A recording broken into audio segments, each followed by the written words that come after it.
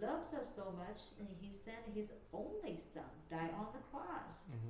Blood is everything. You know, when they went out there, you know, the covenant that they built with the gold. Okay. God told Moses to build it. So Jeremiah hid it. It was 500-600 years before Jesus was born. And the mountain that Jesus died in Calvary, so he hid under the tunnel. Now the people find it. They get a camera in there to the tunnel, and they find something looks like a ketchup, right? And they took a test. It was blood, and the blood was life. So what happens when Jesus died on the cross? The earthquake came, and the ground started to split, and his blood was dripping right on the covenant. So why is it important? Because long time ago, in Moses' time, before Jesus was died, Jesus died on the cross. Jesus came, you know. It was born. Is that people will choose to have, if they do something wrong and asking for forgiveness, they will choose the animal and kill the animal and put the blood. Yes. So it's a sacrifice. Now, why God chose Israel? Because Abraham. Because Abraham was the righteous one. So he promised. So God is outside the time. He's not inside the time, right? He's not limited. He's before, he's a future, he's now. He's everywhere, right? So then he limited himself. He made a covenant with Abraham. He said, I will make a covenant with you. Not making Abraham to make a covenant with God. God said, I will. Okay, just like in the beginning, God said, let it be light. So God involved in the darkness. Nobody pushed him, made him to. He said he will. So he involved in the darkness. That's his. God said, let it be light. Isn't the sun, isn't the moon. It's light. Simply is God itself. The light is Jesus, is the word. When God spoken, the word is the light, you know. So then he made a covenant with Abraham. Why it's important? Because when he made a covenant with Abraham, like when you make a deal, you kind of limited yourself because you framed yourself in the deal, right? Because you have a promise. So God limited himself, that made a covenant with Abraham. Say, I'm going to give you a nation, shall call Israel, right? So that's in the Genesis.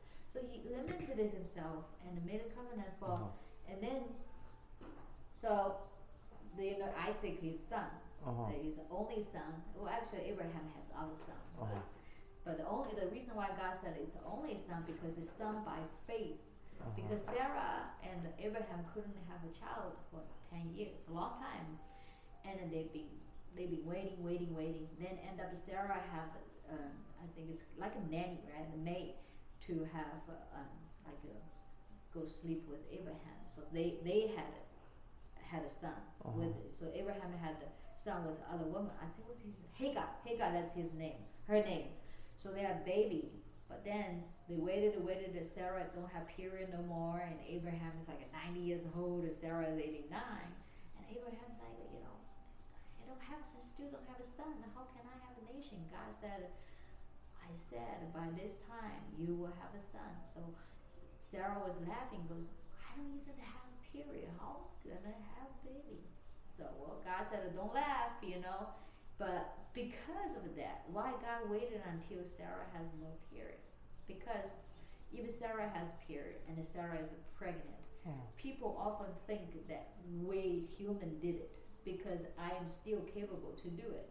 It's only when you don't have a power and you're not capable anymore, and when something happens to you, then you will know it's God's will and God's miracle. You understand that? Because if she still have a period and she's pregnant, I see. But then she don't have period and he is old, like 90 years old. How would you think that woman without a period can be pregnant, right? But God made it happen. So the son called Isaac.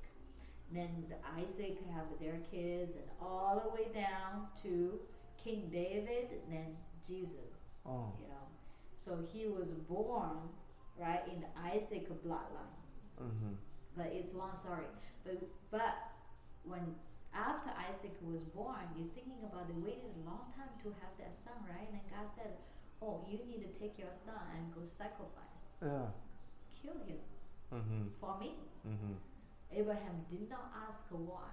He took his son, he go up there, right? And in the end, he said, son, lay down. I'm going to sacrifice you to our God. The son did not argue either. You would think he would argue, right? So as Abraham pulled out the knife, was going to stab him, God said, stop and do not touch that child. So that means is that God did not sacrifice Abraham's only son, but he sacrificed his only son because he loves us so much. And then what God tried to show us is also that he's the kind of God that you don't need to sacrifice. Why do you need to sacrifice? You don't need to sacrifice your life, right? Burning the babies. Other false idols make you burn the babies. Because at Abraham's time, there's a lot of false idols. Even his wife was worshiping other God. So God is trying to tell people, say, hey, no, I'm the God that you don't need to sacrifice your babies. I'm not like other gods. As soon as God tell him stop, there was a sheep, the goat right there, the animal right there. You can sacrifice. It wasn't there before. So Bible, the reason why I believe it's true because there's no conflict. The conflict, it's called contradiction.